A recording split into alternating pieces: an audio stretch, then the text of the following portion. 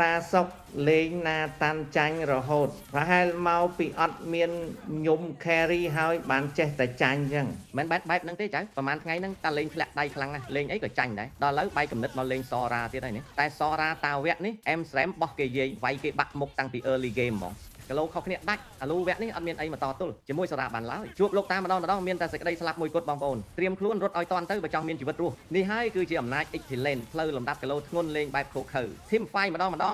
នឹងមេឃត្រៀមខ្លួនឲ្យហើយទៅចាំមើលសូរ៉ារបស់លោកតាធ្វើការអភិរិយយើងប្រហែលជាត្រូវបដូរអាជីពមកលេងផ្លូវ XP វិញហើយមើលទៅបើលេង Goland ចាញ់រហូតចឹងចង់បាក់ទឹកចិត្តហើយបងប្អូនតែអត់ហ៊ានបាក់ទេខ្មាស់សម្ដីខ្លួនឯងធ្លាប់និយាយថាវាគ្មានទៅបាក់ទឹកចិត្តស្អីទេគឺវាចូលតែឥឡូវចាញ់ពេកចង់កើតសតិអារម្មណ៍បងប្អូនចាញ់ប្រហែលហ្គេមកុំទាន់អើបាក់ទឹកចិត្តបងប្អូនពេលខ្លះប្រហែលមកពីផ្លូវដែលយើងដើរវាអត់ត្រូវនឹង type របស់យើងទេបងប្អូនចឹងហើយព្យាយាមបដូរទៅផ្លូវណាដែលយើងគិតថាស័ក្តិសមហើយអាចលេងបានទៅលោកហ្គេមរបស់យើងនឹងល្អប្រសើរឡើងវិញហើយបងប្អូនព្រោះថាជីវិតអ្នកលេងហ្គេមវាមិនខុសពីផ្លូវនៅលើ map នោះទេបងប្អូនបើបុកផ្លូវនេះមិនធ្លាយមានតែដូរយុទ្ធសាស្ត្ររកផ្លូវថ្មីដើម្បីវាយបករួចយកជ័យជំនះមកវិញដោយបត់ទេពពិសិដ្ឋនិយាយថាពួកយើង change the plan not change the goal ចាប់ដើមផ្លូវថ្មីឲ្យតែចិត្តយើងមិនទន់ជ្រាយទោះត្រូវដួលប្រមាណដងក៏យើងនៅតែអាចងប់មកធ្វើជាស្ដេចសង្គ្រាមបានដែរក៏ក្រោកឈរឡើងវិញបងប្អូនជាចុងក្រោយអរគុណបងប្អូនខ្លាំងណាស់សម្រាប់ការទស្សនានិងកុំភ្លេចជួយ comment លើកទឹកចិត្តម្នាក់មួយផងណាបាយបាយបងប្អូន